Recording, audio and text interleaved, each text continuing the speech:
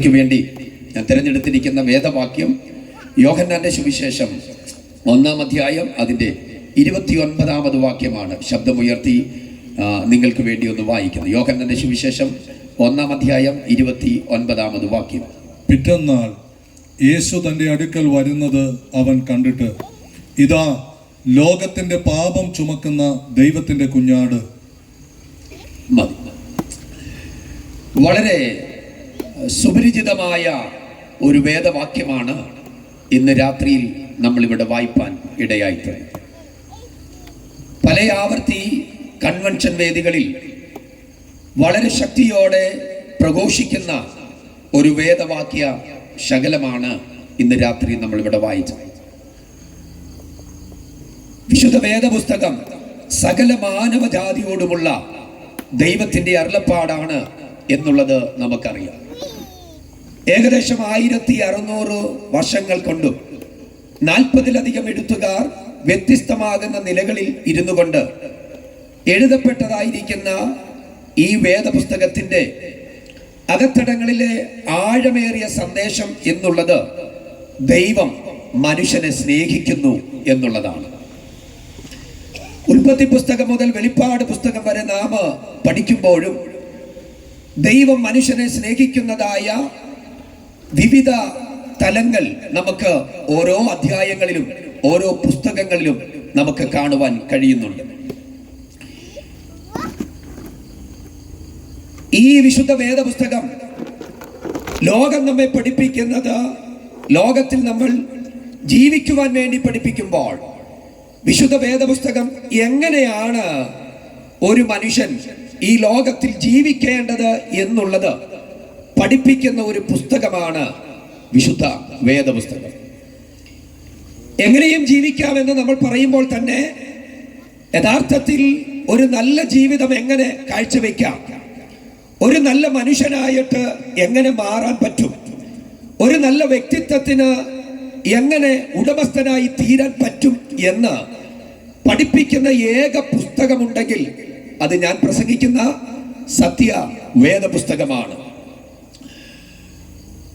ഇന്ന് രാത്രിയിൽ ആ പുസ്തകത്തിന്റെ അകത്തടങ്ങളിൽ നിന്ന് ഒരു വാക്യശകലമാണ് ഞാൻ ഇവിടെ ഉദ്ധരിച്ചത്. ഞാൻ ഓർമ്മപ്പെടുത്തിയതുപോലെ തന്നെ ഈ പുസ്തകത്തെ രണ്ടായിട്ടാണ് തിരിച്ചിരിക്കുന്നത്. ഒന്ന് പഴയ നിയമ പുസ്തകം എന്ന് പറയപ്പെടുന്ന ഒരു പുസ്തകം, അത് 39 അധ്യായങ്ങൾ അടങ്ങുന്ന പുസ്തകം. രണ്ട് പുതിയ നിയമ പുസ്തകം എന്ന രണ്ടാം പാർട്ട്, അത് 27 അധ്യായങ്ങൾ അടങ്ങുന്നു. ഈ പുതിയ നിയമ പുസ്തകത്തിന്റെ അകത്തടങ്ങളിൽ 4 സുവിശേഷങ്ങൾ നമുക്ക് കാണുവാൻ കഴിയുന്നുണ്ട്. മത്തായി, മർക്കോസ്, ലൂക്കോസ്, യോഹന്നാൻ എന്നീ 4 സുവിശേഷങ്ങൾ. ഈ 4 സുവിശേഷങ്ങളിലും കർത്താവായ യേശു ക്രിസ്തുവിനെ വ്യത്യസ്തമാകുന്ന നിലകളിൽ ചിത്രീകരിക്കുവാൻ അവർ തയ്യാറായിട്ടുണ്ട്. മത്തായിയുടെ സുവിശേഷത്തിന്റെ അകത്തടങ്ങളിൽ യേശു ക്രിസ്തു ഒരു രാജാവായിട്ടാണ് ചിത്രീകരിച്ചിരിക്കുന്നത്. യഹൂദന്മാരുടെ രാജാവായി പിറന്നവൻ എവിടെയെന്ന് ചോദിച്ച് മത്തായിയുടെ സുവിശേഷം യേശു ക്രിസ്തുവിനെ ഒരു രാജാവായി ചിത്രീകരിക്കുന്നു. മർക്കോസിന്റെ സുവിശേഷം യേശു ക്രിസ്തുവിനെ ഒരു ദാസനായിട്ടാണ് വെളിപ്പെടുത്തുന്നത്. മനുഷ്യപുത്രൻ ഈ ഭൂമിയിലേക്ക് വന്നത് ശുശ്രൂഷ ചെയ്യിക്കുവാൻ വന്നവനല്ല, ശുശ്രൂഷിക്കുവാനും അനേകർക്ക് വേണ്ടി തന്റെ ജീവനെ മറുവിലയായി കൊടുക്കുവാനും വേണ്ടി അത്രേ യേശു വന്നതെന്ന് മർക്കോസിന്റെ സുവിശേഷം യേശുവിനെ ഒരു ദാസനായിട്ട് ചിത്രീകരിക്കുകയാണ്. എന്നാൽ ലൂക്കോസിന്റെ സുവിശേഷത്തിന്റെ അകത്തടങ്ങളിലാവട്ടെ യേശു ക്രിസ്തുവിനെ ഒരു മനുഷ്യനായിട്ട് ചിത്രീകരിച്ചിരിക്കുകയാണ്. നമ്മുടെ കഷ്ടതകൾ, നമ്മുടെ വേദനകൾ, നമ്മുടെ കണ്ണുനീരുകൾ, മനുഷ്യൻ അഭിമുഖീകരിക്കുന്ന സകല വിഷയങ്ങളെയും വ്യക്തമായി മനസ്സിലാകത്തക്കവണ്ണം ഒരു മനുഷ്യപുത്രനായിട്ടാണ് യേശു ക്രിസ്തുവിനെ ലൂക്കോസിന്റെ സുവിശേഷം ചിത്രീകരിച്ചിരിക്കുന്നത്. എന്നാൽ യോഹന്നാന്റെ സുവിശേഷത്തിന്റെ അകത്തടങ്ങളിൽ യേശു ക്രിസ്തുവിനെ ഇതിൽ നിന്നെല്ലാം വ്യത്യസ്തമായി, യേശു ക്രിസ്തു ഒരു രാജാവ് മാത്രമല്ല, യേശു ക്രിസ്തു ഒരു ദാസൻ മാത്രമല്ല, യേശു ക്രിസ്തു ഒരു മനുഷ്യപുത്രൻ മാത്രമല്ല, യേശു ക്രിസ്തു സാക്ഷാൽ ദൈവപുത്രനാണ് എന്നുള്ള വെളിപ്പാട് യോഹന്നാൻ വരച്ചു കാട്ടുകയാണ്. യോഹന്നാന്റെ സുവിശേഷം 1 മുതൽ തുടർന്നുള്ള ഓരോ അധ്യായങ്ങളിലും യേശു ക്രിസ്തു സാക്ഷാൽ ദൈവപുത്രനാണ് എന്ന് തെളിയിക്കുന്ന വാക്കുകളും പദങ്ങളും താൻ അവിടെ വെളിപ്പെടുത്തിയിരിക്കുന്നതായി കാണുവാൻ കഴിയുകയാണ്. അപ്പോൾ യേശു ക്രിസ്തു ഒരു മനുഷ്യനായി ഭൂമിയിൽ പിറക്കപ്പെട്ടു. മനുഷ്യരായ നമ്മുടെ വേദനകൾ അറിയുന്നു. യേശു ക്രിസ്തു ഒരു ദാസനായി നമുക്ക് വേണ്ടിയുണ്ട്. ഈ ഉലകത്തിൽ ആരും ഒന്നും നമുക്ക് വേണ്ടി ചെയ്യാതിരിക്കുമ്പോൾ ഒരു ദാസനെ പോലെ നിനക്ക് വേണ്ടി എന്തു ചെയ്യണോ അത് ചെയ്യുവാനും എൻ്റെ നാഥൻ കൂടെയുണ്ട്. മനുഷ്യനും ദാസനും ചെയ്യാൻ കഴിയാത്തത് ഒരു രാജ അധികാരത്തിൽ നിന്നുകൊണ്ട് മാനവകുലത്തിനു വേണ്ടി ചെയ്തു കൊടുക്കുവാൻ ഒരു രാജാവായിട്ട് നസ്രയൻ നമ്മുടെ കൂടെയുണ്ട്. രാജാക്കന്മാർക്ക് ചെയ്യാൻ കഴിയാത്തത്, മനുഷ്യപുത്രന്മാർക്ക് ചെയ്യാൻ കഴിയാത്തത്, ദാസന് ചെയ്യാൻ കഴിയാത്തത് ദൈവപുത്രനായ ക്രിസ്തു മാനവകുലത്തിനു വേണ്ടി ചെയ്തു കൊടുക്കുവാൻ അവൻ സാക്ഷാൽ ദൈവപുത്രനായിട്ട് ഇന്ന് രാത്രിയിൽ നമ്മുടെ നടുവിലുണ്ട് എന്ന് ഞാൻ നിങ്ങളോട് വിളിച്ചു പറയുകയാണ്. അപ്പോൾ ഈ ദൈവപുത്രനായി യേശു ക്രിസ്തുവിനെ യോഹന്നാൻ വെളിപ്പെടുത്തുമ്പോൾ തന്റെ 1-ാം അധ്യായം മുതൽ യേശു ക്രിസ്തു സാക്ഷാൽ ദൈവപുത്രനാണ് എന്ന് വെളിപ്പെടുത്തുന്ന കാര്യങ്ങൾ ഉണ്ട് എന്ന് ഞാൻ പറഞ്ഞു. ഈ 1-ാം അധ്യായത്തിന്റെ അകത്തടങ്ങളിൽ തന്നെ സ്വർഗത്തിൽ നിന്നും ഇറങ്ങി വന്നവനാണ് യേശു എന്ന് യോഹന്നാൻ പറയുന്നുണ്ട്. ഞാൻ എൻ്റെ പഠനത്തിന്റെ അകത്തടങ്ങളിൽ ഞാൻ ഇങ്ങനെ ആ പദം ചിന്തിച്ചു. സാക്ഷാൽ ദൈവപുത്രനായ യേശു ക്രിസ്തു ഈ ഭൂമിയിലേക്ക് വരുന്നതിന് മുമ്പ് മശികയായിട്ട് അവൻ ഇവിടെ വരുവാൻ പോകുന്നു എന്ന് സ്വർഗം അറിഞ്ഞിട്ട് ഈ ലോകത്തിന്റെ രക്ഷകനായിട്ട് ഈ ഭൂമിയിലേക്ക് വരുന്നു എന്ന് തമ്പുരാൻ അറിഞ്ഞിട്ട് വരുവാൻ പോകുന്ന പുത്രനെ ഒന്ന് ലോകത്തിന് വേണ്ടി പരിചയപ്പെടുത്തി കൊടുക്കുവാൻ ഈ യോഹന്നാന്റെ സുവിശേഷത്തിന്റെ അകത്തടങ്ങളിൽ ദൈവം നേരത്തെ ഒരു മനുഷ്യനെ അതിന്റെ അകത്തടങ്ങളിൽ ഒരുക്കി വെച്ചിട്ടുണ്ട്, ഒന്ന് ഇൻട്രൊഡ്യൂസ് ചെയ്യുവാൻ. കാരണം ലോകത്തിനറിയത്തില്ല ആരാണ് ഭൂമിയിലേക്ക് വരുന്നത് എന്ന് ലോകത്തിനറിയത്തില്ല. ആയിരങ്ങൾ കൂടി നിൽക്കുന്നതിന്റെ നടുവില് ഒരു മനുഷ്യൻ ഇറങ്ങി വരുമ്പോൾ വരുന്ന മനുഷ്യൻ ആരാണ് എന്നുള്ളത് ഈ ആയിരങ്ങൾക്കറിയാതിരിക്കുമ്പോൾ അവനെ ഒന്ന് പരിചയപ്പെടുത്തുവാൻ, കൂടി നിൽക്കുന്ന ജനത്തിന് ഒന്ന് ഇൻട്രൊഡ്യൂസ് ചെയ്തു കൊടുക്കുവാൻ ദൈവം ഒരു മനുഷ്യനെ മുൻകൂട്ടി അവിടെ ഒന്ന് അപ്പോയിന്റ്മെന്റ് ചെയ്തു. അത് മറ്റാരുമല്ല, യോഹന്നാൻ സ്നാപകനാണ്. അതിന്റെ 19-ാം അധ്യായത്തിന്റെ 19-ാം വാക്യത്തിന്റെ അകത്തടങ്ങളിൽ പറയുന്ന ഒരു പദം ഇങ്ങനെ, യെശയ്യാ പ്രവാചകൻ മുൻകൂട്ടി അരുളി ചെയ്തു എന്ന് പറയപ്പെടുന്ന ഒരു വാക്യം തുടങ്ങിയിട്ട് ഇങ്ങനെയാ പറയുന്നത്: മരുഭൂമിയിൽ വഴി നേരെയാക്കുവാൻ വിളിച്ചു പറയുന്നവന്റെ ശബ്ദമാണ് എന്ന് പറഞ്ഞ് ഒരു പദം അതിനകത്തടങ്ങളിലുണ്ട്. എന്ന് പറഞ്ഞാൽ യേശു ക്രിസ്തുവിന് വേണ്ടി വഴിയൊരുക്കുവാൻ, യേശു ക്രിസ്തുവിനെ ലോകത്തിന് വേണ്ടി ഒന്ന് പരിചയപ്പെടുത്തി കൊടുക്കുവാൻ, സാക്ഷാൽ മശികയാണ് വന്നത്, സാക്ഷാൽ ലോകത്തിന്റെ രക്ഷകനാണ് വന്നത് എന്ന് പറയുവാൻ വേണ്ടി ദൈവം മുൻകൂട്ടി ഒരു മനുഷ്യനെ അവിടെ ആക്കി വെച്ചു. അത് യോഹന്നാൻ സ്നാപകനാണ്. ആ യോഹന്നാൻ സ്നാപകൻ യേശു ക്രിസ്തുവിനെ കണ്ട മാത്രയിൽ താൻ പറഞ്ഞ ഒരു പദമാണ് നമ്മൾ ഇവിടെ വായിച്ചത്. യേശു ക്രിസ്തുവിനെ കണ്ടിട്ട് യോഹന്നാൻ പറഞ്ഞത് ഇങ്ങനെയാണ്: ഇതാ ലോകത്തിന്റെ പാപം ചുമക്കുന്ന ദൈവത്തിന്റെ കുഞ്ഞാട്. ശ്രദ്ധിച്ചു നോക്കിക്കേ,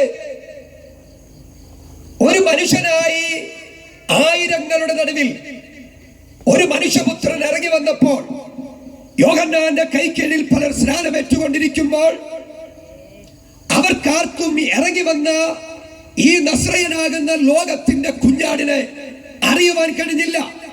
പക്ഷെ ദൈവാത്മാവിന്റെ നിയോഗത്തോടുകൂടെ നസ്രയത്തുകാരൻ അല്ലെങ്കിൽ ലോകത്തിന്റെ പാപം ചുമക്കുന്ന ദൈവത്തിന്റെ കുഞ്ഞാട് യോഹന്നാന്റെ അടുക്കലേക്ക് കടന്നു വന്നപ്പോൾ സകല മാനവകുലത്തെ നോക്കിക്കൊണ്ട് യോഹന്നാൻ ഉച്ചൈസ്വരം വിളിച്ചു പറയുകയാണ്: ദേ ലോകത്തിന്റെ പാപത്തെ ചുമക്കുന്ന ദൈവത്തിന്റെ കുഞ്ഞാട്. ഞാനപ്പദം ഇങ്ങനെ പറയുന്നു.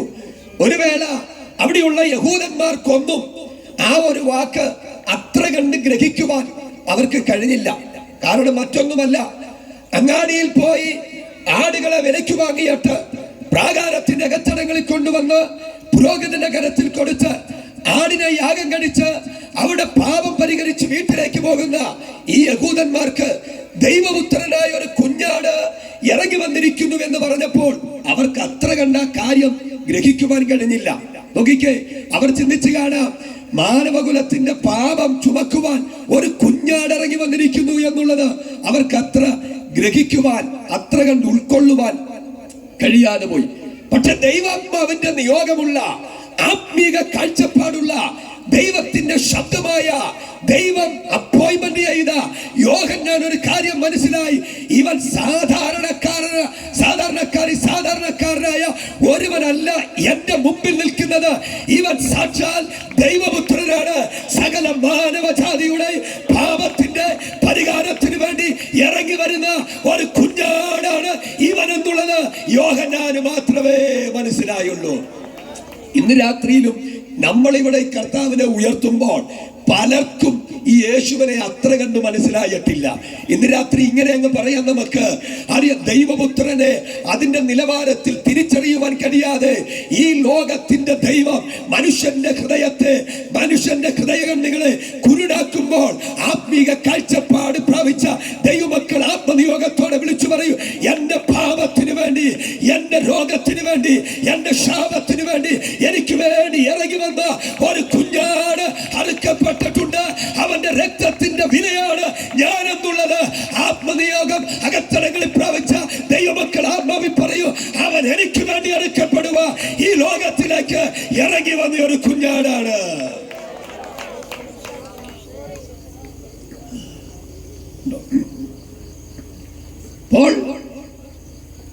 മനുഷ്യരെപ്പോഴും മാറ്റങ്ങൾക്ക് വേണ്ടി ആഗ്രഹിക്കുന്നവരാണ്.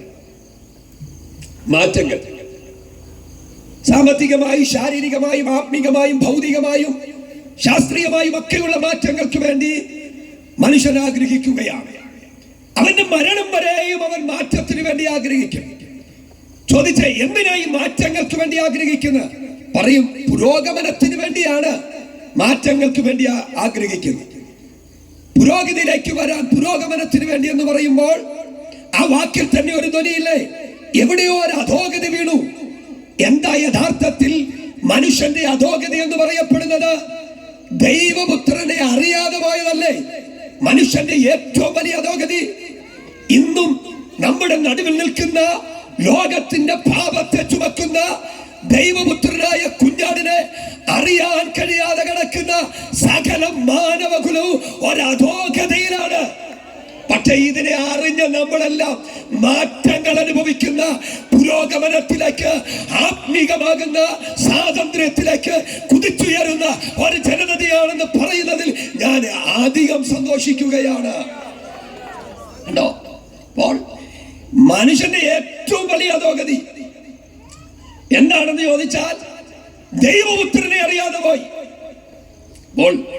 ദൈവപുത്രനെ അറിയാതെ പോകുമ്പോൾ മനുഷ്യൻ പരാജയത്തിലേക്ക് പോകുകയാണ്. ചുടി അടഞ്ഞു പറഞ്ഞ ദൈവപുത്രനെ അറിയാതെ, ദൈവത്തെ അറിയാതെ മനുഷ്യൻ എത്ര മാറ്റങ്ങൾക്ക് വേണ്ടി ശ്രമിച്ചാലും അതെല്ലാം അവന്റെ ജീവിതത്തിൽ പരാജയം മാത്രമാണ്. എന്നാൽ ഇന്ന് രാത്രി ദൈവപുത്രനെ അറിഞ്ഞിട്ട് മാറ്റങ്ങൾക്ക് വേണ്ടി ശ്രമിച്ചു നോക്ക്. വിജയത്തിന്റെ സീമയിലേക്ക് നിന്നെ കൊണ്ടെത്തിക്കുവാൻ കഴിവുള്ള സർവ്വകുമാരുമാകുന്ന ദൈവം നിന്റെ കരം പിടിക്കും. പരാജയപ്പെട്ട മേഖലകളിൽ ഒരു ജയത്തിന്റെ ധ്വനി തരാൻ ഈ ദൈവം ശക്തനായ ദൈവമാണ്. അത് ഞങ്ങൾ അതിന് സാക്ഷികളാണ്. സൃഷ്ടാവിൽ നിന്നകന്നു, ദൈവത്തെ അറിയാതെ പോയി. ഇതാണ് മനുഷ്യന്റെ ഏറ്റവും വലിയ അധോഗതി എന്ന് പറയപ്പെടുന്നത്. സത്യത്തിൽ മനുഷ്യനെ ദൈവത്തെയും തമ്മിൽ അകറ്റിയത്, ദൈവത്തെ അറിയാതെ പോയത്, മനസ്സിലാക്കാൻ കഴിയാതിരിക്കുന്നതിന്റെ കാര്യം എന്താണ്? മനുഷ്യന്റെ പാപമല്ലേ ദൈവത്തിൽ നിന്ന് മനുഷ്യനെ അകറ്റിയത്? ഈ വീണ്ടെടുപ്പുകാരനായ ദൈവത്തെ അറിയാതിരിക്കുന്നതിന്റെ കാര്യമെന്താ? മനുഷ്യന്റെ ജീവിതത്തിലെ പാപമാണ്. പാപമാണ് സകലത്തിനും മൂലകാരണമെന്ന് വേദപുസ്തകം നമ്മളെ പഠിപ്പിക്കുകയാണ്. അപ്പോൾ ഈ പാപത്തിൽ നിന്ന് എപ്പോഴാണോ മനുഷ്യൻ പുറത്തു വരുന്നത്, അന്നേരം മാത്രമേ മനുഷ്യനൊരു നല്ലൊരു മാറ്റം ഉണ്ടാകുകയുള്ളൂ. അപ്പോൾ പാപം പരിഹരിക്കപ്പെടുവാൻ വേണ്ടി അങ്ങാടിയിൽ നിന്ന് വാങ്ങുന്ന ആടിന്റെ യാഗം കൊണ്ട് നടക്കത്തില്ല. നേർച്ചകൾക്കും കാഴ്ചകൾക്കും കുംഭസാരങ്ങൾക്കും ഒന്നും ഈ പാപം പരിഹരിക്കാൻ കഴിയത്തില്ല.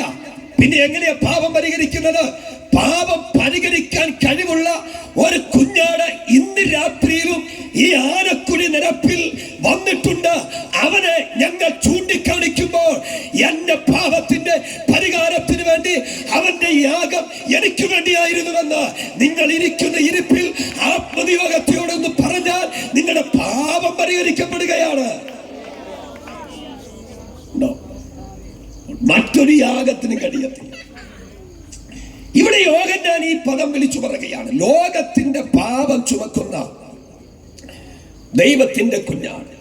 വാസ്തവത്തിൽ ഈ കാര്യം നാം മനസ്സിലാക്കണമെങ്കിൽ പഴയ നിയമത്തിന്റെ ഒരു ഭാഗം നമ്മുടെ ശ്രദ്ധയിലേക്കൊന്ന് വരണം. പഴയ നിയമത്തിൽ ഇസ്രായേൽ മക്കൾക്ക് വർഷത്തിൽ ഒരിക്കൽ മഹാപാപ പരിഹാര യാഗമുണ്ടായിരുന്നു. ആണ്ടിലൊരിക്കലാണ് പാപങ്ങളെ പരിഹരിക്കപ്പെടുവാൻ വേണ്ടി ഒരു യാഗം. ലേവ്യ പുസ്തകത്തിന്റെ അകത്തടകളിൽ രേഖപ്പെടുത്തിയിരിക്കുന്നത് ഇങ്ങനെയാണ്: ആണ്ടിലൊരിക്കൽ നടക്കപ്പെടുന്ന യാഗത്തിന് പുരോഹിതന്റെ അടുക്കലേക്ക് ജനം കടന്നു വരുമ്പോൾ 2 ആട്ടുകൊറ്റന്മാരെ കൊണ്ടുവരികയാണ്. അതിന് 2 ചീട്ടിട്ടിട്ട് ഒന്നിന്റെ ചീട്ട് ദൈവത്തിനുള്ളത്, മറ്റൊന്നിന് വീണപ്പെട്ട ചീട്ട് അസസേൽ എന്ന് വീണു. ദൈവത്തിന് വേണ്ടി വീണ ആട്ടുകൊറ്റനെ, ചീട്ടുവീണ ആട്ടുകൊറ്റനെ പുരോഹിതൻ അതിനെ യാഗം കഴിച്ച് അതിന്റെ രക്തമെടുത്ത് അതിപരിശുദ്ധ സ്ഥലത്തേക്ക് പോകുകയാണ്. എന്നാൽ അസസേൽ എന്ന ചീട്ടുവീണ ആട്ടുകൊറ്റനെ മഹാപുരോഹിതനായിരിക്കുന്ന അഹരോൻ ചെയ്യുന്ന ഒരു കാര്യമുണ്ട്. അതൊന്ന് നിങ്ങൾ വായിച്ചു കേൾപ്പിക്കാം. 16-ാം അധ്യായം 21-ാമത് വാക്യം, ലേവ്യ പുസ്തകം വായിച്ചു. ജീവനോടിരിക്കുന്ന കോലാട്ടുകൊറ്റന്റെ തലയിൽ അഹരോൻ കൈ രണ്ടും വെച്ച് ഇസ്രായേൽ മക്കളുടെ എല്ലാ കുറ്റങ്ങളും സകല പാപങ്ങളുമായ ലംഘനങ്ങളൊക്കെയും ഏറ്റുപറഞ്ഞ് കോലാട്ടുകൊറ്റന്റെ തലയിൽ ചുമത്തി നിയമിക്കപ്പെട്ട ഒരാളുടെ കൈവശം അതിനെ മരുഭൂമിയിലേക്ക് അയക്കണം. ശ്രദ്ധിച്ചേ പദം ഇങ്ങനെയാണ് അവിടെ എഴുതിയിരിക്കുന്നത്. അസസേൽ എന്ന ചീട്ടുവീണ ആട്ടുകൊറ്റനെ മുമ്പിൽ കൊണ്ടുവന്നിട്ട് പുരോഹിതൻ ചെയ്യുന്ന ഒരു കാര്യം, അതിന്റെ തലമ 2 കരവും വെച്ചിട്ട് ഇസ്രായേൽ മക്കളുടെ പാപം ലംഘനങ്ങൾ മുഴുവനും അതിന്മേൽ അങ്ങ് ചുമത്തുക. എന്നിട്ട് ഈ ആട്ടുകൊറ്റനെ എന്ത് ചെയ്യാണ്? നിയമിക്കപ്പെട്ട ഒരാളുടെ കൈവശം കൊടുത്തിട്ട് മരുഭൂമിയിലേക്ക് അങ്ങ് കൊണ്ടുപോകുക. എന്നിട്ട് അവിടെ എഴുതിയിരിക്കുന്ന ഒരു പദം ഇങ്ങനെയാണ്: അതിനെ അവിടെ വിട്ടിട്ട് ഈ മനുഷ്യൻ തിരികെ വരികയാണ്. നോക്കിക്കേ, ഇസ്രായേൽ മക്കളുടെ മുഴുവനും പാപം ചെയ്ത സകല തെറ്റുകളും ഈ ആട്ടുകൊറ്റന്റെ മേൽ ചുമത്തിയിട്ട് ഈ ആട്ടുകൊറ്റനെ മരുഭൂമിയിലേക്ക് കൊണ്ടുപോകുകയാണ്. കൂട്ടം വിടുന്നു. അവിടെ ആട്ടുകൊറ്റന് കൂട്ടിനായിട്ട് ആരുമില്ല, തീറ്റി കിട്ടില്ല, വെള്ളം കിട്ടില്ല. മരുഭൂമിയിൽ വിട്ടിട്ട് കൊണ്ടുപോയ മനുഷ്യൻ തിരികെ വരുമ്പോൾ ഈ ആട്ടുകൊറ്റൻ അവിടെ വെള്ളത്തിന് വേണ്ടി കരയുകയാണ്. നോക്കിക്കേ, കാൽവറിയിലേക്ക് ഒന്ന് നോക്കിക്കേ. ക്രൂശിൽ കിടന്നുകൊണ്ട് കർത്താവ് കരഞ്ഞൊരു കരച്ചിൽ, എനിക്ക് ദാഹിക്കുന്നു. മരുഭൂമിയിലേക്ക് വിട്ട് ആട്ടുകൊറ്റൻ പറയുന്നൊരു കരയുന്ന കരച്ചിലിന്റെ ശബ്ദം ഇങ്ങനെയാണ്: എന്നെ കൈവിട്ടതെന്ന്. ക്രൂശിലേക്ക് നോക്കിക്കേ, അതല്ലേ കർത്താവും കരഞ്ഞത്?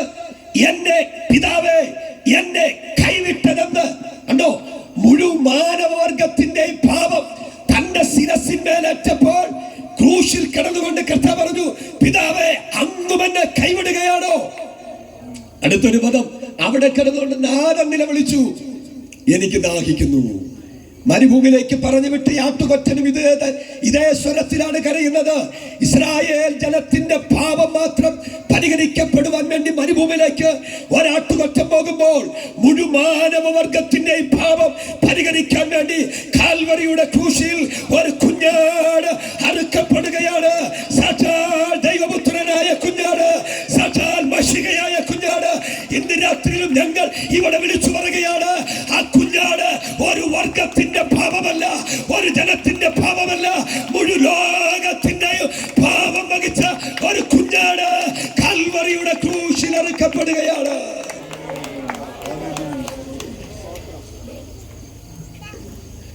പഴയ നിയമത്തിലെ ഈ കുഞ്ഞാട് ഇസ്രായേലിന്റെ മാത്രം പാപം വഹിക്കുന്നു. അത് മാത്രമല്ല, ഇസ്രായേലിന്റെ 1 വർഷത്തെ പാപം മാത്രം വഹിക്കുന്നു. കണ്ടോ, വീണ്ടും അടുത്ത വർഷം വീണ്ടും കുഞ്ഞാടിനെ കൊണ്ടുവരികയാണ്. എന്നാൽ സർവശക്തനായ ദൈവം ഇന്ന് രാത്രി നമ്മോട് പറയുകയാണ്, ആവർത്തിച്ച് ബലി നടത്തിയിട്ടും പാപത്തിന് പരിഹാരം വരാതിരിക്കുമ്പോൾ ഇത് അന്തിമമായിട്ട് ഒരു ബലി നടക്കുകയാണ്. അതിനുവേണ്ടി ഇന്ന് രാത്രി ഇറങ്ങി വന്നിരിക്കുന്ന ആ ദൈവപുത്രനായ കുഞ്ഞാടിനെ പരിചയപ്പെടുത്തുക എന്നുള്ളതാണ് ഈ സുവിശേഷ മഹായോഗം കൊണ്ട് ഞങ്ങൾ ഉദ്ദേശിക്കുന്നത്.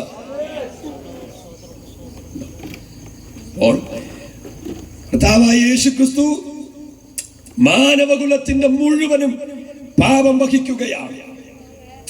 ഞാൻ പറഞ്ഞ ലേവ്യ പുസ്തകത്തിലെ കുഞ്ഞാട് ഇസ്രായേലിന്റെ മാത്രം പാപം വഹിച്ചു, മറ്റൊരു ഗോത്രത്തിന്റെയും പാപം വഹിക്കുന്നില്ല. കൊണ്ടുവരുന്ന ഒരു ജനതയുടെ മാത്രം പാപം വഹിക്കുന്നു. എന്നാൽ മനുഷ്യവർഗത്തിന്റെ മുഴുവനും പാപം വഹിച്ച ഒരു കുഞ്ഞാടാണ് ഞാൻ പ്രസംഗിക്കുന്ന യേശുക്രിസ്തു. പാപം മനുഷ്യന്റെ മനസ്സിനെ കുരുടാക്കിക്കൊണ്ടിരിക്കുകയാണ്. പാപം മനുഷ്യ മനസാക്ഷിയെ മരവിപ്പിച്ചുകൊണ്ടിരിക്കുകയാണ്. പാപം സത്യത്തെ വളച്ചൊടിച്ചുകൊണ്ടിരിക്കുകയാണ്. പാപം എന്ത് ചെയ്യുന്നു? ഏറ്റവും ഒടുവിൽ ആത്മാവിനെ മരണത്തിലേക്ക് നയിക്കുകയാണ്. ഇത്ര ഭയാനകമായ പാപത്തിന് അടിമയായിരിക്കുന്ന മാനവകുലത്തെ രക്ഷിക്കുവാൻ ഒരു മാർഗമുണ്ട് സുഹൃത്തെ. അതാണ് ഇന്ന് രാത്രി ഞങ്ങൾ വിളിച്ചു പറയുന്നത്. നസ്രയനാകുന്ന യേശുക്രിസ്തുവിലൂടെ മാനവകുലത്തിന്റെ പാപം പരിഹരിക്കപ്പെടുകയാണ്.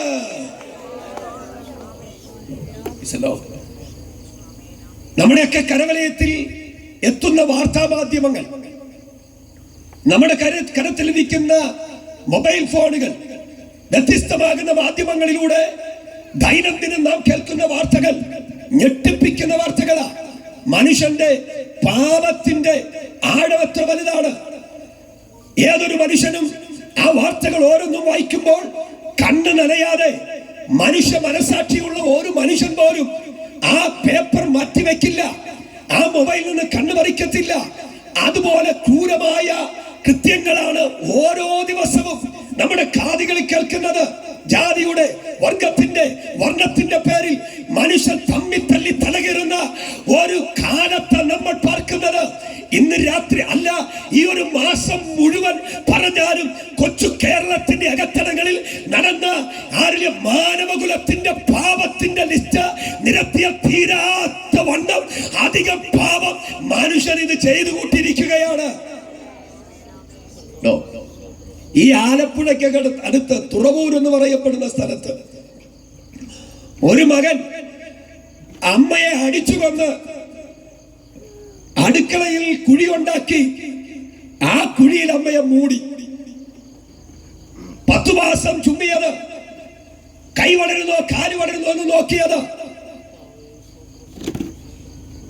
എന്തെല്ലാം കൊടുക്കാമോ അതെല്ലാം കൊടുത്തത്, സ്നേഹിച്ച് ലാളിച്ചു വളർത്തിയ പൊന്നുമകൻ അമ്മയെ തല്ലിക്കൊന്ന് തന്റെ വീടിന്റെ അകത്തടങ്ങളിൽ കുഴി ഉണ്ടാക്കി കുഴിക്കകത്തിട്ട വാർത്ത കാതിൽ നിന്ന് മാറിയിട്ടില്ല. തൃശ്ശൂരില് ഏക മകൾ, 49 വയസ്സ് മാത്രം പ്രായമുള്ള സന്ധ്യ എന്ന് പറയപ്പെടുന്ന സഹോദരി, അവളുടെ വിവാഹം കഴിഞ്ഞു, വിവാഹബന്ധം വേർപെട്ടു, മറ്റൊരു സഹോദരനുമായിട്ട് താന് ബന്ധത്തിലേർപ്പെട്ടു. അമ്മ ഇതിനൊരു തടസ്സമാണ്. തന്റെ കാമുകന്റെ കടബാധ്യതകൾ മാറ്റുവാൻ അമ്മയെ ഒരു രാത്രിയിൽ അടിച്ചു കൊന്നിട്ട് അമ്മയുടെ മാല കവർന്ന് കാമുകന്റെ കടം തീർത്ത ഒരു മകൾ. എത്ര ദയനീയമല്ലേ? ഒരു ബന്ധം മാറിയപ്പോൾ അടുത്ത ബന്ധത്തിലേക്ക് ചുവടെടുത്ത് വയ്ക്കുന്നതിന് മുമ്പ് അമ്മയൊരു തടസ്സമാണെന്ന് തിരിച്ചറിഞ്ഞിട്ട് ആ ഒരൊറ്റ രാത്രിയിൽ അമ്മയെ തല്ലിക്കൊന്ന് മാറ്റിയിട്ട് അമ്മയുടെ കഴുത്തിലെ ആഭരണം കൊണ്ട് കാമുകന്റെ കടം മാറ്റിയെന്ന് കണ്ടോ? പ്രസവിച്ച അമ്മ, നൊന്തു പ്രസവിച്ച അമ്മ സ്വന്തം മോളാണെന്ന് ഓർക്കണം, ഏക മകളുമാണെന്ന് ഓർക്കണം. ഇതുപോലെ അതപ്പതിച്ചിരിക്കുകയാണ് നമ്മുടെ ഈ കൊച്ചു കേരളം. ഈ കോതമംഗലത്തിനടുത്ത് സിജോ എന്ന് പറയപ്പെടുന്ന 49 വയസ്സുള്ള ഒരു സഹോദരൻ തന്റെ സ്നേഹിതനുമായിട്ട് ഒരു രാത്രിയിൽ മദ്യം കഴിച്ചു. മദ്യത്തിന്റെ ആസക്തിയിൽ അവർ ഒരു വിഷയമെടുത്തിട്ടു അതങ്ങ് അങ്ങോട്ടും ഇങ്ങോട്ടും സംസാരിച്ചത് വാക്കേറ്റമായി. ശേഷം അത് കയ്യാങ്കളിയായി മാറി. ഒടുവിൽ എന്താ ചെന്നറിയുമോ? ആ സ്നേഹിതൻ തൊട്ടടുത്ത് കിടന്ന പിക്കാസ് എടുത്ത് സിജോയുടെ തലക്കടിച്ച് കൊന്ന വാർത്തയും നമ്മുടെ കാതിൽ നിന്ന് മാറിയിട്ടില്ല. കണ്ടോ? സ്നേഹിച്ച സ്നേഹിതൻ മദ്യത്തിന്റെ ആസക്തിയിൽ കൂടെ ഉണ്ടായിരുന്ന സ്നേഹിതനെ പിക്കാസ് കൊണ്ട് തലക്കടിച്ചു കൊന്നുവന്ന് നമ്മുടെ കേരളത്തിൽ നടക്കുന്ന വാർത്തയാണ്. കൊച്ചു കേരളത്തിന്റെ അകത്തടങ്ങൾ. ആലപ്പുഴയിൽ നടന്ന ഒരു വാർത്തയുണ്ട്.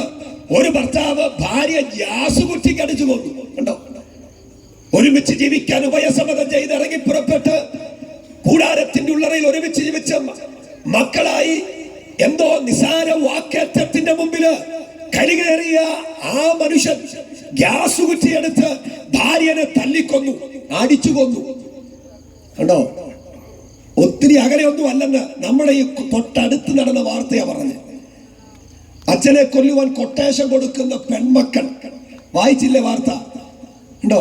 ഇതൊക്കെയാണ് നമ്മുടെ കേരളത്തിൽ നടക്കുന്നത്. ഇത് പറഞ്ഞാലും തീരത്തില്ല. മദ്യത്തിന്റെ ആസക്തി, ലഹരിയുടെ പിടിയിൽ അമർന്ന് നമ്മുടെ ഈ കൊച്ചു കേരളം അതപ്പതിക്കുമ്പോൾ, പരാജയത്തിലേക്ക് പോകുമ്പോൾ, ഇവൻ ചെയ്തു കൂട്ടിയ സകല പാപങ്ങൾ പരിഹരിക്കപ്പെടുവാൻ വേണ്ടി പല വഴികളും ഇവൻ കണ്ടുപിടിക്കുകയാണ്. എന്തിനേറെ പറയുന്നു, മനുഷ്യൻ ചെയ്തു കൂട്ടിയ പാപം പരിഹരിക്കപ്പെടാൻ വേണ്ടിയേ അവനിപ്പോൾ വെബ്സൈറ്റ് പോലും രൂപീകരിച്ചു കഴിഞ്ഞു പാപം പരിഹരിക്കാൻ. അറിഞ്ഞോ നിങ്ങളുടെ വാർത്ത? ചെയ്ത പാപങ്ങൾ പരിഹരിക്കപ്പെടുവാൻ വേണ്ടി വെബ്സൈറ്റ് ഉണ്ടെന്ന്. അൾത്താരിയിൽ പോകണ്ട, പുരോഹിതന്റെ അടുക്കൽ പോകണ്ട, കുമ്പസാരിക്കണ്ട.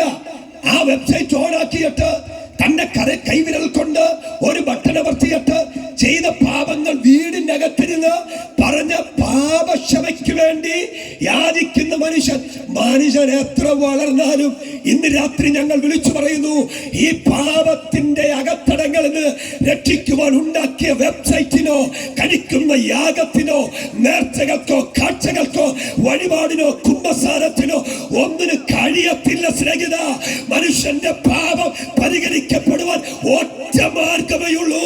ആ മാർഗമാണ് ഇന്ന് രാത്രി ഞങ്ങൾ ഇവിടെ ഉയർത്തിക്കാട്ടുന്ന സാക്ഷാൽ ദൈവപുത്രനായ കുഞ്ഞാട്.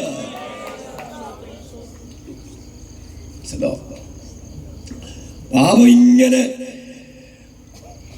ലോകത്ത് വാളുപോലെ ഭരിക്കുന്ന കാലഘട്ടത്തിൽ, സമയത്ത് സർവശക്തനായ ദൈവം ഈ ലോകത്തിലേക്ക് മാനവകുലത്തെ രക്ഷിക്കുവാൻ വേണ്ടി അയച്ചതൊരു രാജാവിനെയല്ല, ഒരു രാജസൈന്യത്തെയല്ല, പിന്നെയോ ഒരു കുഞ്ഞാടിനെ ദൈവം ഇവിടേക്ക് അയക്കുകയാണ്. മുമ്പ് ഞാൻ പറഞ്ഞതുപോലെ ഒരിക്കൽ ഇസ്രായേലിന്റെ പാപത്തിന് വേണ്ടി, ഒരു കുടുംബത്തിന്റെ പാപത്തിന് വേണ്ടി ഒരു കുഞ്ഞാട് അറുക്കപ്പെടണമായിരുന്നു. ഒരു ജനതയുടെ പാപത്തിന് വേണ്ടി അനേകം മൃഗങ്ങൾ അറുക്കപ്പെടണമായിരുന്നു. എന്നാൽ യേശു കർത്താവ് പറഞ്ഞു, ആവർത്തിച്ചുള്ള ബലി ഇന്ന് നിർത്തുകയാണ്. ഒരന്തിമ ബലിക്ക് വേണ്ടി ഒരു കുഞ്ഞാടിനെ ഇതാ നിങ്ങളുടെ മുമ്പിലേക്ക് ഞാൻ അയക്കുകയാണ്. അവനത്രേ നസ്രയനാകുന്ന യേശു ക്രിസ്തു, ലോകത്തിന്റെ പാപത്തെ ചുമക്കുന്ന ദൈവത്തിന്റെ കുഞ്ഞാട്. ഇന്ന് രാത്രി ലോക ഗുരുക്കന്മാരൊക്കെ അവന്റെ പാപങ്ങൾക്ക് വേണ്ടി പരിഹരിക്കപ്പെടുവാൻ വേണ്ടി പല വഴികൾ പറഞ്ഞു കൊടുത്തു. അപ്പോൾ കർത്താവ് പറഞ്ഞു, ഞാനാകുന്നു വഴിയെന്ന് പറഞ്ഞു. പലരും സത്യമാർഗം ഉപദേശിച്ചു കൊടുത്തു. കർത്താവ് പറഞ്ഞു, ഞാനാണ് സത്യമെന്ന് പറഞ്ഞു. പലരും ജീവങ്കലേക്കുള്ള പാത പറഞ്ഞു കൊടുക്കുവാൻ വേണ്ടി ശ്രമിച്ചു. അപ്പോൾ കർത്താവ് പറഞ്ഞു, ഞാനാണ് ജീവൻ, വഴിയും സത്യവും ജീവനും എല്ലാം ഞാനാണെന്ന് സർവശക്തനായ ദൈവം ജനത്തോട് ഉച്ചൈസ്വരം വിളിച്ചു പറയുകയാണ്.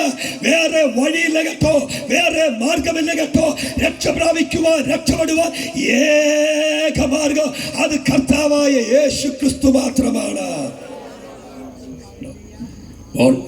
ദൈവത്തെയും മനുഷ്യനെയും തമ്മിൽ ബന്ധിപ്പിക്കുന്ന ഏക വഴി, സ്വർഗത്തെയും മണ്ണിനെയും തമ്മിൽ ബന്ധിപ്പിക്കുന്ന ഏക വഴി, പാപിയായ മനുഷ്യനെയും നീതിമാനായ ദൈവത്തെയും തമ്മിൽ ബന്ധിപ്പിക്കുന്ന ഏക വഴിയും അത് കർത്താവായ യേശു ക്രിസ്തു മാത്രമാണ്. അതുകൊണ്ട് സ്നേഹിതരെ, യാനക്കുഴി നിരപ്പിൽ ഞങ്ങളെ ശ്രമിക്കുന്ന കർത്താവിനെ അറിയാത്ത ഞങ്ങളുടെ സഹോദരങ്ങളോട് ഞങ്ങൾ ഇങ്ങനെ വിളിച്ചു പറയട്ടെ: ആടുകളുടെ രക്തം ആറുപോലെ ഒഴുകിയാലും കാളകളുടെ രക്തം പുഴ പോലെ ഒഴുകിയാലും ആര്യം നേർച്ചകളും കാഴ്ചകളും മറ്റു കർമ്മങ്ങളും ആചാരങ്ങളും ഒക്കെ നിങ്ങൾ കൊടുത്താലും ഇന്ന് രാത്രി ഞങ്ങൾ ഉച്ചൈസ്വരം വിളിച്ചു പറയുകയാണ്: അതിലൊന്നും രക്ഷയില്ല കേട്ടോ, മറ്റൊരുത്തനിലും രക്ഷയില്ല. നാം രക്ഷിക്കപ്പെടുവാൻ ആകാശത്തിന്റെ കീഴിൽ ഭൂമിയിൽ നൽകപ്പെട്ട ഒരേ ഒരു നാമം, അത് നസ്രയനാകുന്ന യേശു ക്രിസ്തുവിന്റെ നാമം. എത്ര പേർക്ക് ധൈര്യത്തോടെ ആ പദങ്ങൾ എന്നോടൊപ്പം ഉച്ചൈസ്വരം പറയാൻ പറ്റൂ? ഈ ദേശം ഒന്ന് കേൾക്കട്ടെ: മറ്റൊരുത്തനിലും രക്ഷയില്ല. നാം രക്ഷിക്കപ്പെടുവാൻ ഏകമാർഗം ആകാശത്തിന്റെ കീഴിൽ ഭൂമിയിൽ നൽകപ്പെട്ട ഒരേ ഒരു നാമം, അത് യേശു ക്രിസ്തുവിന്റെ നാമമത്രേ.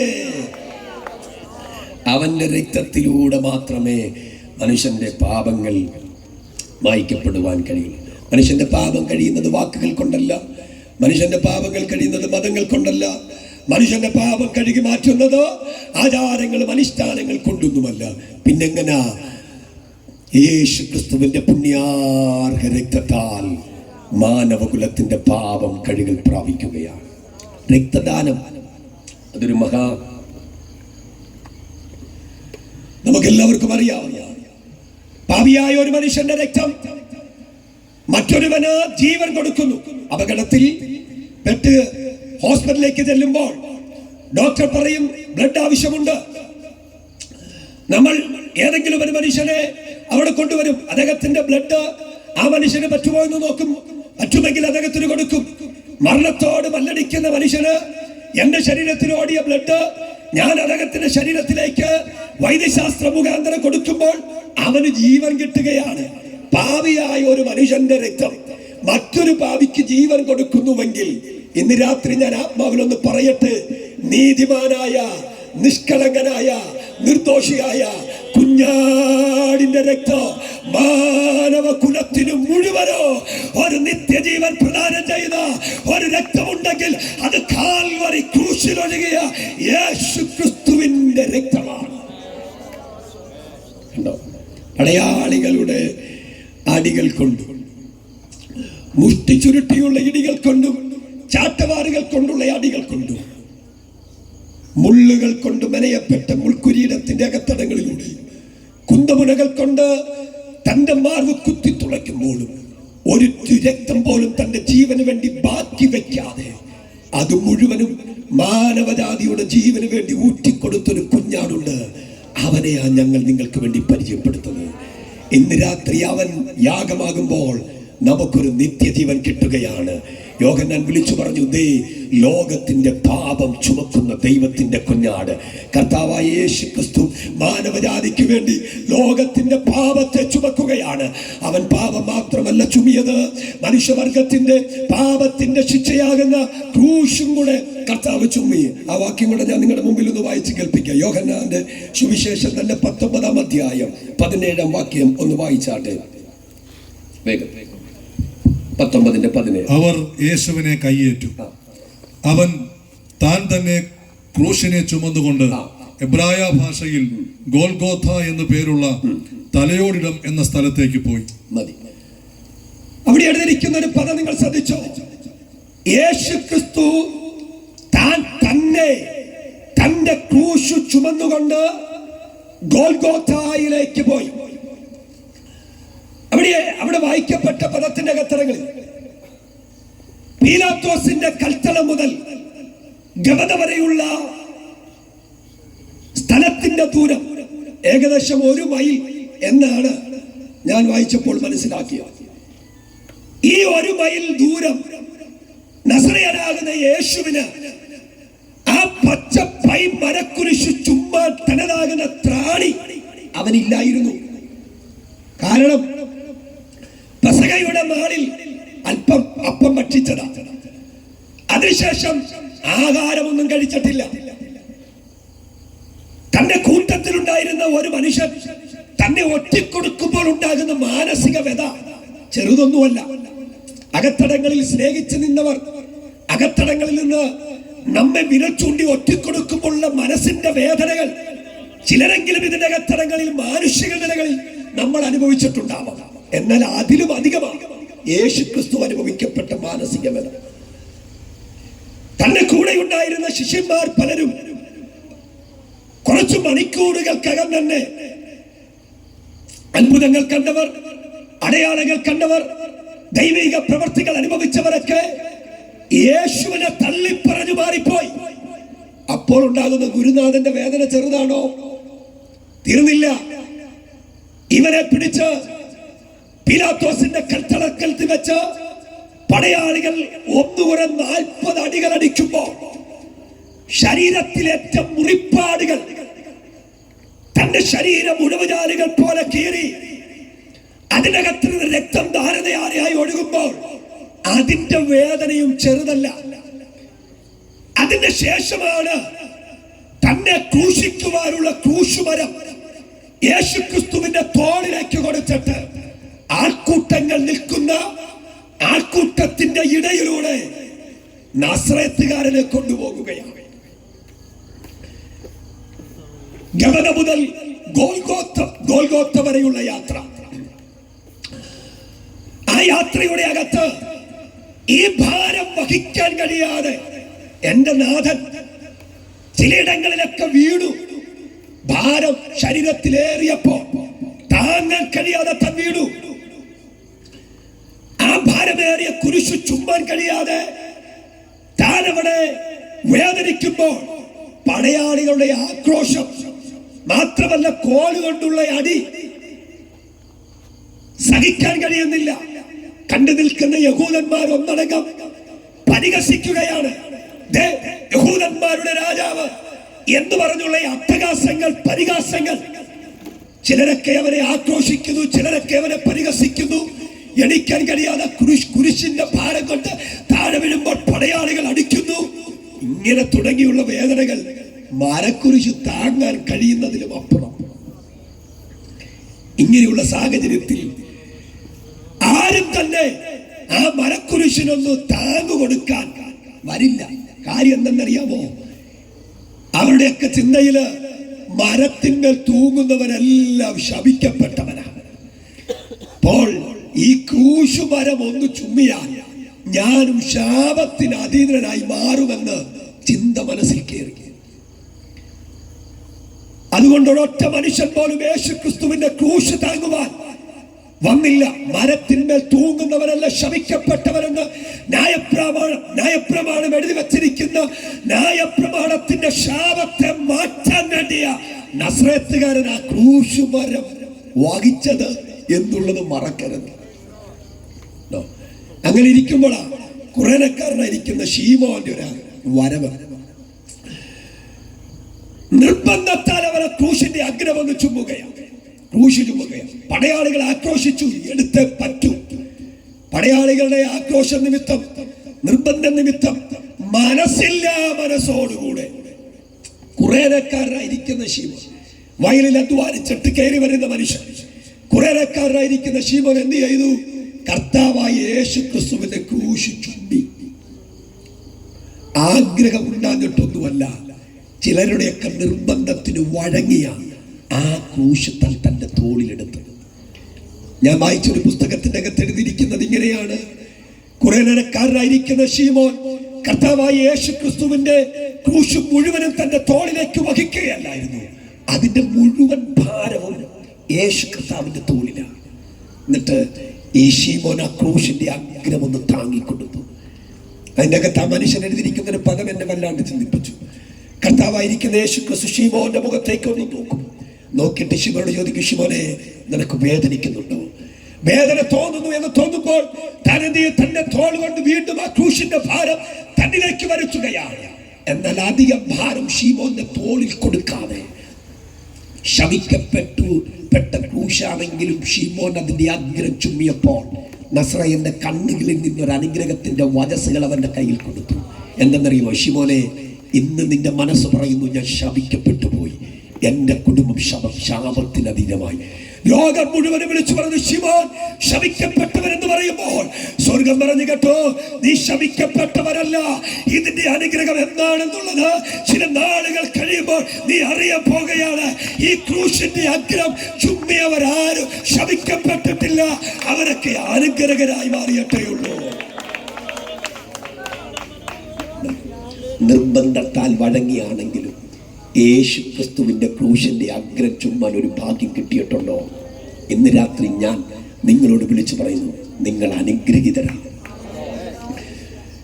ലോകം നിങ്ങളെ ശാപിക്കപ്പെട്ടവരെന്ന് പറയും, സമൂഹം നിങ്ങളെ മാറ്റി നിർത്തും. എന്നാൽ ഇന്ന് രാത്രി ഞാൻ ആത്മാവിൽ പറയുന്നു, കൊട്ടാനും പാടാനും തുള്ളാനും പോയി എന്ന് പെന്തക്കോസ്തുകാരുടെ കൂടെ പോയി എന്ന് ലോകം പറയുമ്പോൾ, സമൂഹം പറയുമ്പോൾ, ഇതിനകത്തൊന്ന് വന്നു നോക്ക്. ഇതിനകത്തറകളിലെ അനുഗ്രഹം എന്താണ് എന്നുള്ളത് ആത്മാവിൽ ഇതിനകത്ത് വരുന്നവർക്ക് അറിയാൻ പറ്റൂ. ഇത് ശപിക്കപ്പെട്ടവരുടെ കൂട്ടമല്ല, ഇത് അനുഗ്രഹിക്കപ്പെട്ടവരുടെ കൂട്ടമാണ്. ശാപം മാറുന്നത് ഇതിനകത്ത് വരണമെന്ന്. ജീവിതത്തിന്റെ അകത്തടങ്ങളിൽ കുമിഞ്ഞുകൂടി കിടക്കുന്ന ശാപമില്ലേ? ഇന്ന് രാത്രി മാറാൻ ഒറ്റ മാർഗമേ ഉള്ളൂ, യേശു ക്രിസ്തുവിന്റെ ക്രൂശ് വഹിക്കാൻ തയ്യാറായ ഇന്ന് രാത്രി നമ്മുടെ ശാപം മാറുകയാണ്. ആ ക്രൂശ് ചുമ്മിക്കൊണ്ട് കർത്താവ് കാൽവറിയിലേക്ക് പോകുകയാണ്. സ്നേഹിതരെ, എന്റെയും നിന്റെയും പാപത്തിന്റെ ശിക്ഷ അനുഭവിക്കുവാൻ വേണ്ടിയാണ് കാൽവറി ക്രൂശിലേക്ക് കർത്താവ് ആ ക്രൂശ് ചുമ്മിയത്. ഏറ്റവും ഒടുവിൽ ഒരു പദം കൂടെ പറഞ്ഞ് ഞാൻ നിർത്താം. കർത്താവ് നമ്മുടെ പാപങ്ങൾ ചുമ്മി, കർത്താവ് നമുക്ക് വേണ്ടി തന്റെ ക്രൂശ് ചുമന്നു. യെശയ്യാ പ്രവാചക പുസ്തകം 53-ാം അധ്യായം 4-ാം വാക്യത്തിന്റെ അകത്തടങ്ങളിൽ ഇങ്ങനെ എഴുതിയിരിക്കുന്നു. ആ വാക്യം കൂടെ പാസ് ഒന്ന് വായിക്കും. 53-ന്റെ 4-ാം വാക്യം.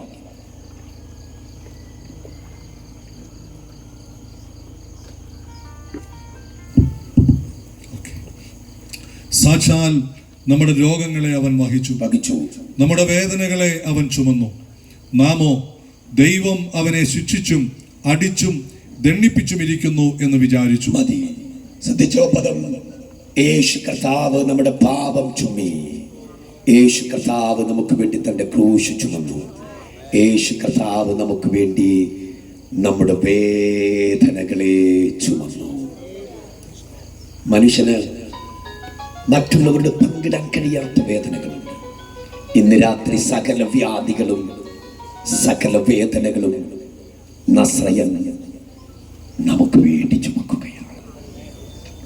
സ്നേഹിതരെ, നമുക്കൊക്കെ രണ്ട് തരത്തിലുള്ള വേദനകളാണ്. ഒന്ന് ശാരീരിക വേദന, മറ്റൊന്ന് മാനസിക വേദന. ശാരീരിക വേദനകളൊക്കെ കണ്ടുപിടിക്കുന്നത് ഈ ലോകത്തിലെ വൈദ്യനാണ്. പക്ഷെ മനസ്സിന്റെ വേദന കണ്ടുപിടിക്കുന്ന ഒരുവനുണ്ട്, അത് നസ്രയനാകുന്ന യേശു. ഇന്ന് രാത്രി ഇതിനകത്തടങ്ങളിൽ ഇരിക്കുന്ന നിങ്ങളുടെയൊക്കെ ശരീരത്തിന്റെ വേദനകൾ ലോകവൈദ്യർ കണ്ടുപിടിച്ച് അതിനുള്ള ട്രീറ്റ്മെന്റുകൾ നിങ്ങൾ നടത്തുകയാണ്.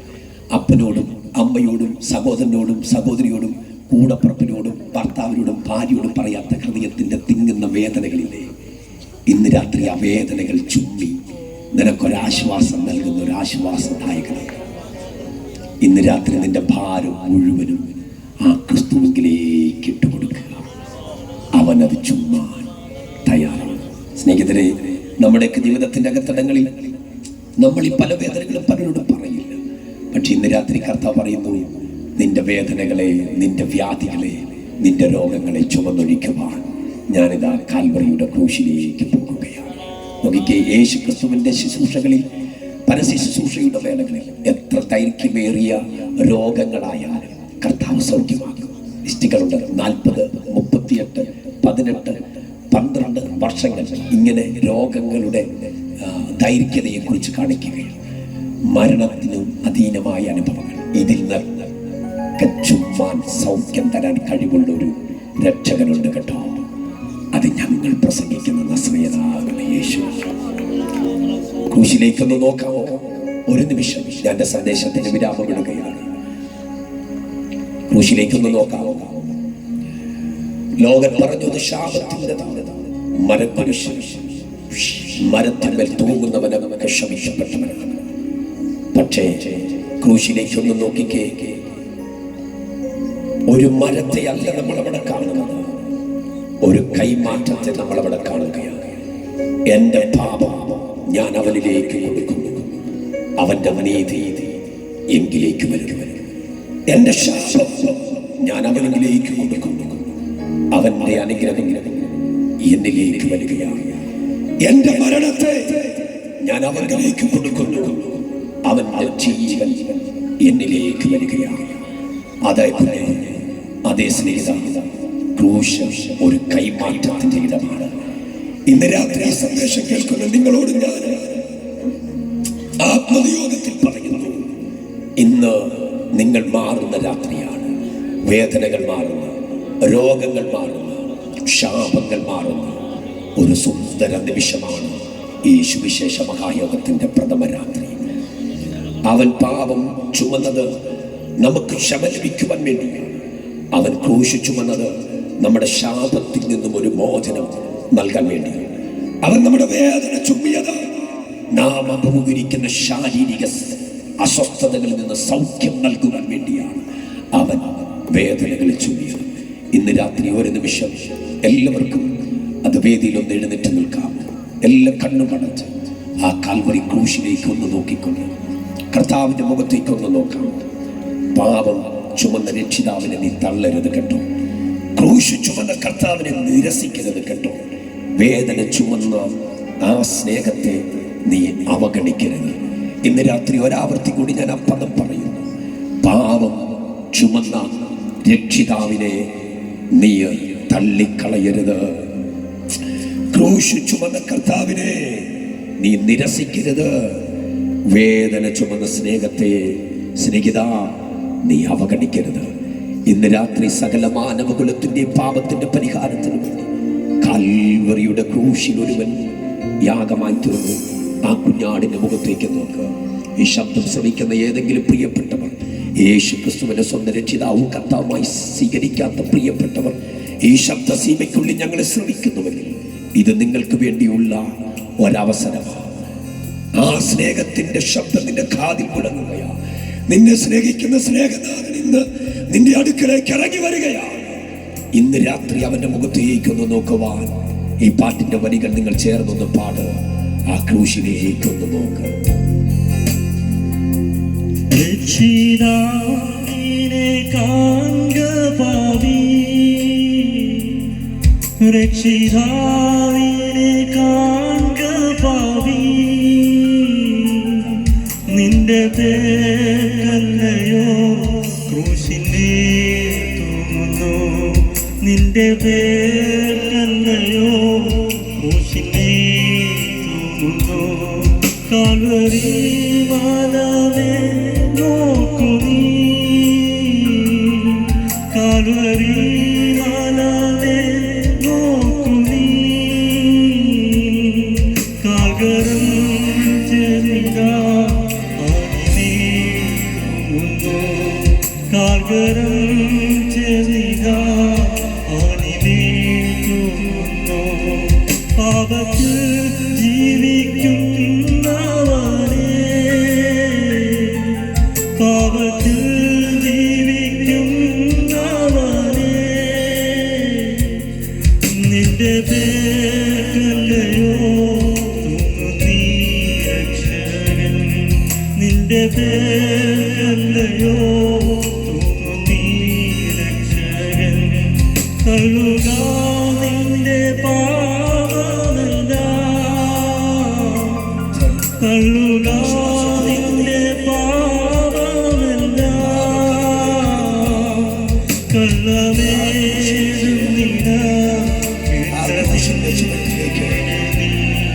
കള്ളമേറുന്നിട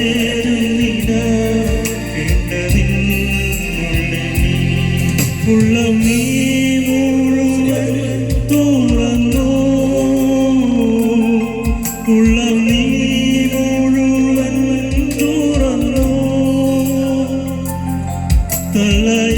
തള്ളയാവേശുവിൻ കയ്യിലേൽപ്പിക്കണേ, തള്ളയാവേശുവിൻ കയ്യിലേൽപ്പിക്കണേ. രക്ഷിതാവിനെ കാൺക പാപി, രക്ഷിതാവിനെ കാൺക പാപി, നിന്റെ പേരല്ലയോ ക്രൂശിനെ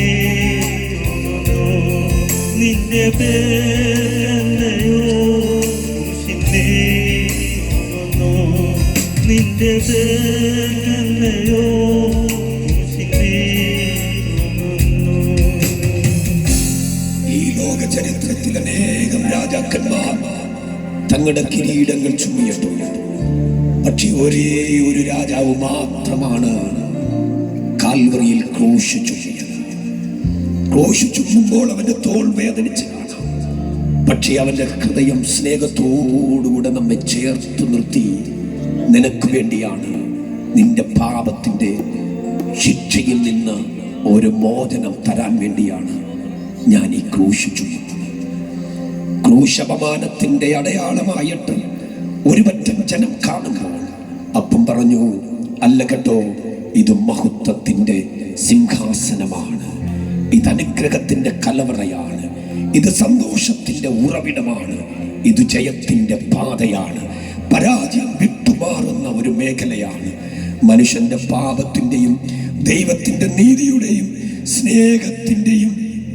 സ്നേഹത്തിന്റെ ത്യാഗത്തിന്റെയും ഒരു സംഗമ സ്ഥലമാകട്ടോ കൽവറിയുടെ ക്രൂശ്. സ്നേഹിത, ആ യേശുവിനെ നിനക്ക് കാണാൻ പറ്റുന്നുണ്ടോ?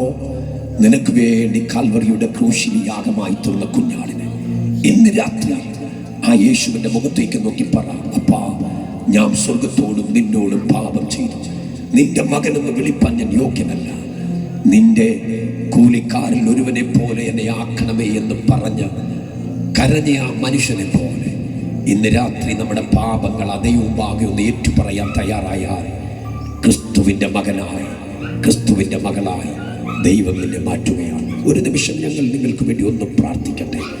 ഇന്നെന്നെ കേട്ട എൻ്റെ സ്നേഹിതരോട്, എൻ്റെ ദൈവമക്കളോട്, ദൈവദാസിദാസന്മാരോട്, ആത്മനിയോഗത്തോട് നമുക്ക് ഒരുമിച്ച് പറയാം,